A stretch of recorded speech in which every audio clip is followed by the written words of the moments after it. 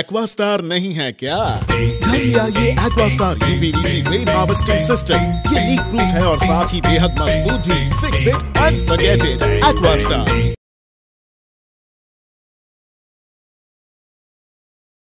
नमस्कार, मेरा नाम है हर्षित सिंह तोमर और आप देख रहे हैं न्यूज़ आप तक। अभी बीते कुछ हफ्तों पहले आपने मेरी एक वीडियो देखी होगी कि किस तरीके से मैं दिल्ली के कांग्रेस हेडक्वार्टर और बीजेपी हेडक्वार्टर के बाहर से आप तक एक मुद्दा पहुंचाना चाह रहा था।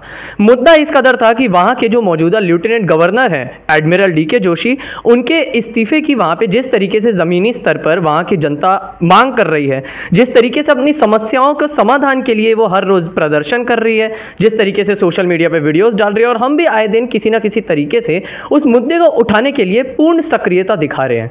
ऐसे में ये जानने वाली बात आवश्यक होगी कि किस तरीके से दिल्ली में भी अंडमान के अगर कुछ बड़े मंत्री आते हैं, क्या उनके विचार होते हैं, क्या उनकी बातें होती हैं, वो जानने के लिए इस समय मैं दिल्ली में मौजूद हूं। मेरे साथ पीसीसी के अध्यक्ष श्री रंगलाल हलदार जी मौजूद हैं और उनके साथ मेरे साथ भास्कर जी मौजूद हैं। मैं उनके साथ बात करूंगा और खुल के विश्लेषण करने की कोशिश करूंगा कि असलियत में इस मुद्दे को लेकर क्या इनकी मानसिकता है, क्या इनके विचार है, और उससे भी बड़ी बात आने वाले जो ये 2024 के चुनाव हैं, क्या उस पर किसी तरीके से फर्क पड़ेगा, जनता की क्या मांग रहेगी। जी सर, पहले तो ये बताइए सर, कैसे हैं सर आप, कैसा रहा आपका दिल्ली का अभी तक का सफर? बहुत अच्छा सफ़र, बहुत अच्छा रहा है, क्योंकि आपको मालूम होगा EICC का मीटिंग थे 4 तारीख को, और उसके संदर्भ पे जो है हमने यहाँ पे, हम लोग दोनों ने यहाँ पे आया है और मीटिंग अच्छी तरीके से चला है। आपको मालूम होगा पूरा देश भर का जो है हमारे कांग्रेसी कार्यकर्ता को सभी को मालूम है कि हमारे 14 तारीख से जो है हमारे ऑल इंडिया कांग्रेस कमेटी वो जो तय किया, जो हमारे ऑल इंडिया के जो अध्यक्ष हैं हमारे खरगे साहब और हमारे राहुल जी, हमारे प्रियंका मैडम जी, सोनिया मैडम जी, इनका एक प्रयास रहेगा कि जैसा हम लोग भारत जोड़ो किया था पहले, और इसके तरह ये यात्रा जो है आपको नया यात्रा भारत जोड़ो नया यात्रा शुरू होगा, वो आपका 14 तारीख से शुरुआत होगा। तो उसके संदर्भ पे जो मीटिंग था वो मीटिंग में आया और बारीकी से जो है विस्तार पूर्वक जो है हम लोग को समझाया कैसा किस रूप से हम लोग चलेंगे, कहाँ से हमारे शुभारंभ होगा, मणिपुर से शुभारंभ होगा और समापन होगा महाराष्ट्र में। तो ये सारी बात हुई है, तो इसके संदर्भ पे आ गया यहाँ पे, चर्चा भी हुआ सारा विस्तार रूप से, और इसलिए बहुत अच्छा है। ये भी देखिए कहीं ना कहीं उम्मीद है कि भारत जोड़ो यात्रा की तरह ये भी कहीं सक्सेसफुल रहे। बहुत बढ़िया सक्सेसफुल होगा, ये हमारा उम्मीद है जी। सर, यही सवाल, जैसे आपका हमेशा से अंडमान के साथ रिश्ता रहा है, जैसे जब मैं आया मैंने आपसे तब भी पूछा, आपकी पैदाइश, परवरिश और जितना भी आपका पॉलिटिकल करियर रहा अंडमान में रहा। सर, पहला सवाल आपसे यही रहेगा, क्या अंडमान बीते कुछ सालों में किस तरीके से समय के साथ साथ बदला है, वहाँ के लोगों की कोई समस्याएं बढ़ी है, कम हुई है, उसके बारे में अगर आप थोड़ा उल्लेख करें। सर देखिए, ये कहना चाहिए, ये ज़बरदस्त तरीक़े से कहना चाहिए कि 10 साल में जो मोदी सरकार, वर्तमान जो सरकार है, इस सरकार का राज में हमारा अंडमान को 25 साल पीछे कर दिया है। ये क्यों? आज आप जाओगे अंडमान में NH4 नेशनल हाईवे 4 जो उसको जो 3500 करोड़ रुपया सैंक्शन हुआ था रोड बनने के लिए, कोई भी दुनिया का, हिंदुस्तान नहीं है बल्कि दुनिया का कोई भी देश अगर देख सकता है कि इतना बड़ा ज़बरदस्त करप्शन जो अंडमान में जो हुआ वो मोदी सरकार के नाते हुआ है, वो आप देख सकता है, क्योंकि ज़मीन ही आप देख सकता है कि 3500 करोड़ रुपया खर्च हो चुका है लेकिन रास्ता नहीं बना।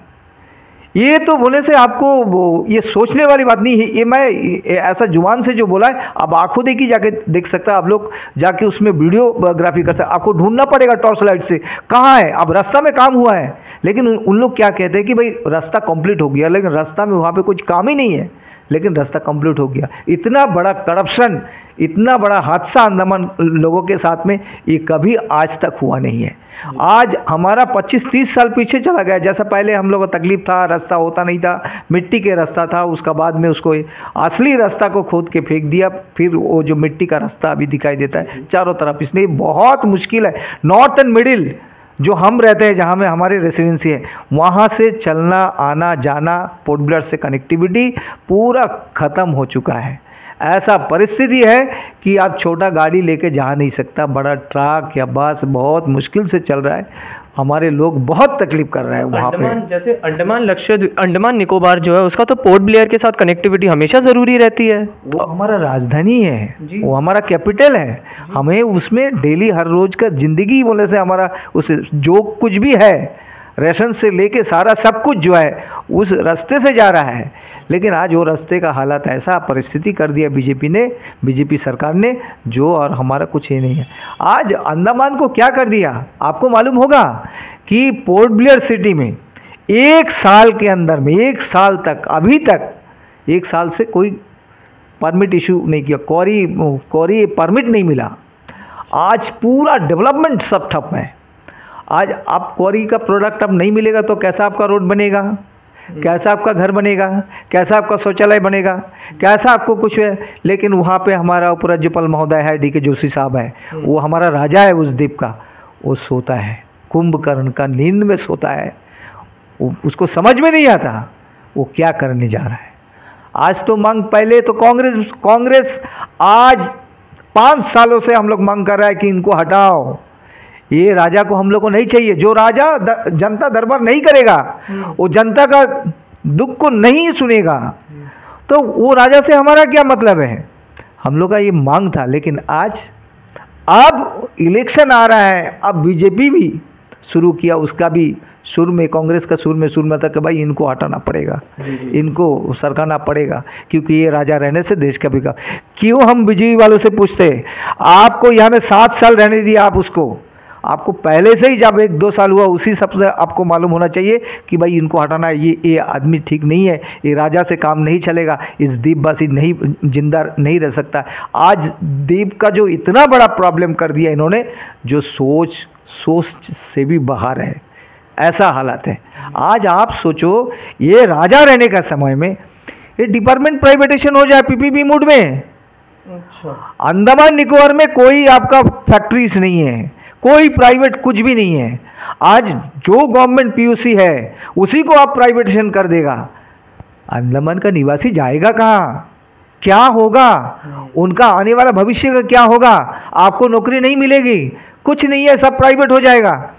फिर ये तो अंडमान की जनता सोच रहा है, देख रहा है। मैं तो बताऊं कि आज STS डिपार्टमेंट OPPB मोड में चला गया, आज इलेक्ट्रिसिटी डिपार्टमेंट OPPB मोड में चला गया, आज Andaman harbour works OPPB mode में चला गया। बचा क्या है? आने वाला दिन में हमारे जो बच्चे हैं वो कहाँ जाएंगे? ये तो सब प्राइवेट हो रहा है, सब प्राइवेट में चलेगा। हम इसलिए कहते हैं अंडमान निवासी से हाथ जोड़ करके कि भाई ये पार्टी को वोट नहीं देना।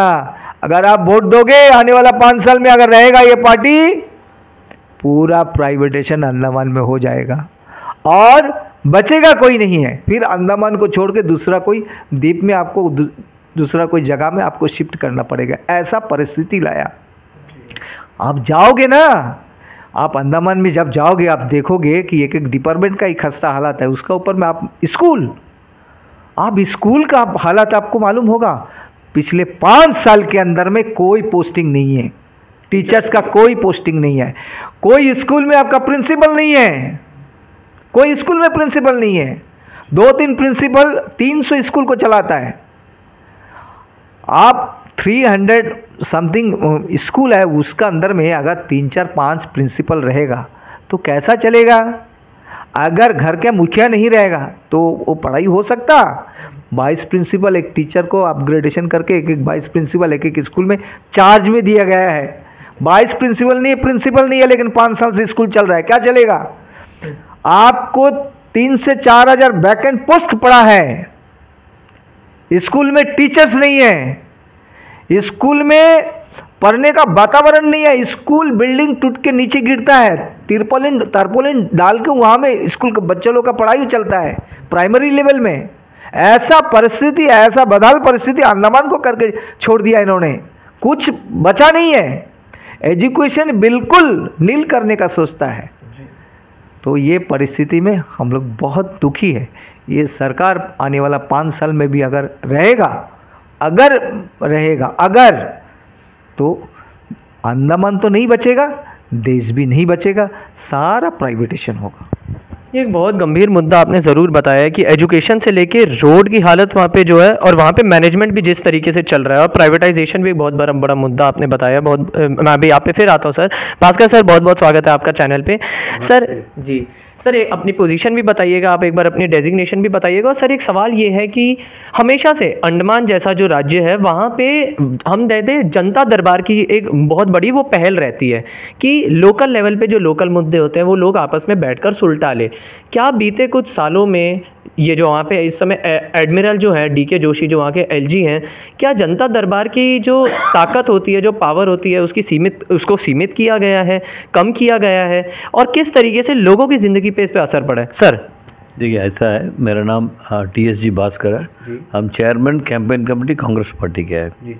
अब जो मुद्दा जो उठाया बहुत बड़ा मुद्दा है कि देखिए, अंडमान के अंदर में असेंबली नहीं है, तो प्रशासन जो है बहुत मुख्य एक रोल प्ले करता है।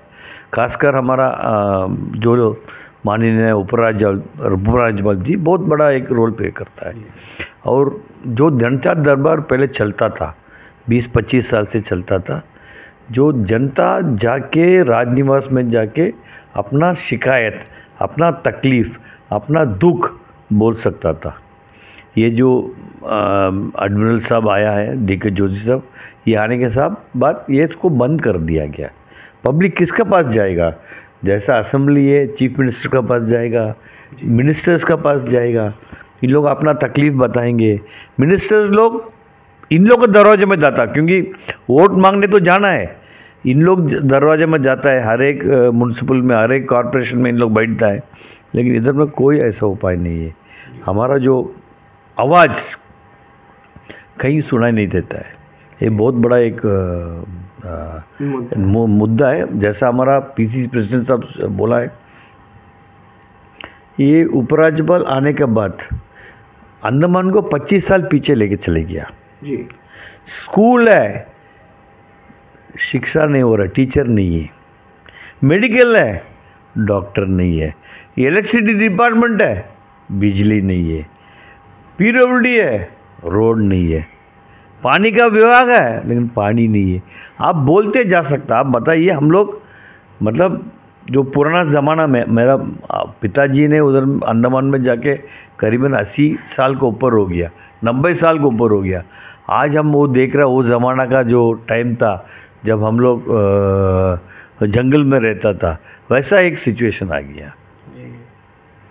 ज़मीनी स्तर पर कहीं ना कहीं नकारात्मक असर पड़ा है। तो सर अब जो आने वाला समय है, लोकसभा 2024 के चुनाव जो होंगे, और अभी जब LG का भी दोबारा वहाँ पे नियुक्ति होगी, क्योंकि केंद्र शासित राज्य है, यूनियन टेरिटरी है, तो आप दोनों से जानना चाहूँगा अब क्या वहाँ की जनता की आपके हिसाब से क्या प्रतिक्रिया लगती है, क्या होगी अब जनता की आने वाले समय में, क्या उम्मीद होगी सर इन मुद्दों को लेकर? 1 मिनट सर आपसे, फिर आता हूँ सर, आप दोनों से इस पर जवाब चाहूँगा सर।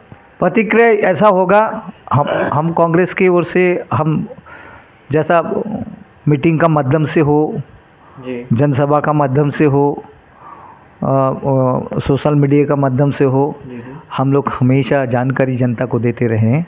अब जनता जनार्दन है, वो सब समझते हैं कि क्या होने जा रहा है, क्यों, क्या हम हमारे द्वीप के लिए करना चाहिए, वो ज़रूर करेंगे। वो ये हमारा उम्मीद है कि इस तरह पार्टी को तो द्वीप देश में भी नहीं रहना चाहिए। ये तो हम उम्मीद करता है कि अंडमान निकोबार के अंदर में ज़रूर ये कांग्रेस पहले भी था, आज भी रहेंगे। जी सर, क्या लगता है जनता में क्या आज हम देख रहे हैं कि इन लोग तो जुमला कर रहा है। ये जुमला का एक बहुत बड़ा सबूत अंडमान है, पूरा जुमला कर रहा है। इन लोग बोलता घर दिया, क्या योजना, ये योजना, वो योजना, ये योजना, वो योजना, पूरा योजना ही योजना, लेकिन ज़मीन तरफ मतलब कोई ये योजना का जो असर नहीं मिल रहा है। जो घर दिया बोलता, किसको घर दिया? शौचालय दिया बोलता, किसको शौचालय दिया? थोड़ा से आप इसको ये करिए। अभी जो कांग्रेस का टाइम में जो सिलेंडर 400 रुपये में मिलता था, अभी 1200 तक चले गया। अभी इलेक्शन का टाइम आया, 200 रुपया इन लोग कमती किया। आप रसोई का दाम देखिए, तेल का दाम देखिए, 90 रुपया था, आज 190 रुपया हो गया। अब कोई भी चीज़ का आप देखिए, इतना महंगाई। दूसरा तरफ से तनख्वाह वैसी है, जो प्राइवेट में जो आदमी काम करता है उसका तनख्वाह तो 15,000 16,000 का अंदर में है। वो अपना फैमिली कैसा चलाएगा? सबको महसूस हो रहा है कि भाई हम लोग गलती कर दिया, ये गवर्नमेंट को हम लोग दिया है, हम लोग गलती कर दिया। आप देखिए ये जो बदलाव आएगा, हमारा जो द्वीप का अंदर में बदलाव ज़रूर आएगा, क्योंकि आप नेशनल लेवल में सारा आदमी तो रो रहा है। आप बताइए कौन सा आप अभी आप बोल रहे हैं अच्छा सड़क बना दिया, अच्छा अदानी को आप सपोर्ट कर दिया, अंबानी को आप सपोर्ट कर दिया, गरीब आदमी को क्या किया? ये जो कोविड का टाइम में जो आदमी सफ़र किया, आप बताइए कितना सफ़र किया? ये डीमोनेटाइजेशन का जो टाइम में जो पब्लिक सफ़र किया, कितना पब्लिक बोलेगा ये बात? पब्लिक ज़रूर नहीं बोलेगा। अभी हाल ही में 2,000 रुपया नोट इंट्रोड्यूस किया। क्यों इंट्रोड्यूस किया? क्योंकि अमीर लोग अपना पैसा को ये कर दिया, पैसा अंदर कर दिया, 2,000 रुपया नोट को आप निकाल दिया। एक एक चीज़ जो मोदी गवर्नमेंट ने कर रहा है वो पब्लिक का अगेंस्ट में कर रहा है, पब्लिक के हित में कुछ काम नहीं हुआ। ये मेरा विचार है। बहुत बहुत धन्यवाद सर। 100 बात की एक बात यह है कि एक लकीर होती है उम्मीद और वास्तविकता के बीच में। उम्मीद सीधी सी बात है हम बहुत ज़्यादा करते हैं, और वास्तविकता ज़मीनी स्तर पर किस कदर इफेक्टिव रहती है वो चीज़ तो परिणाम आने के बाद ही पता चलता है। जिन जिन मुद्दों की हम शुरू से बात करते रहे हैं अपने चैनल पे, उन पे खुल के आज हमने विश्लेषण करी, बात करी, सीधा पीसीसी के अध्यक्ष जी से बात करी, हमने सीधा चेयरमैन भास्कर जी से भी बात करी, और कहीं ना कहीं ये जितने भी मुद्दे थे उन पे एक असल जो ज़मीनी स्तर की एनालिसिस होती है, ज़मीनी स्तर पे जो विश्लेषण होता है, वो हमने अपने इंटरव्यू के द्वारा करने की कोशिश करी और ये बताने की कोशिश करी कि वादे कितने करे गए, खरे कितने उतरे। फिलहाल के लिए बस इतना ही। अंडमान से जुड़ी सभी छोटी बड़ी खबरें देखने के लिए हमारे अपने न्यूज आज तक यूट्यूब चैनल को सब्सक्राइब करें और बेल आइकॉन प्रेस करना ना भूलें। हमारा अपना न्यूज आज तक, अब सच देखेगा अंडमान।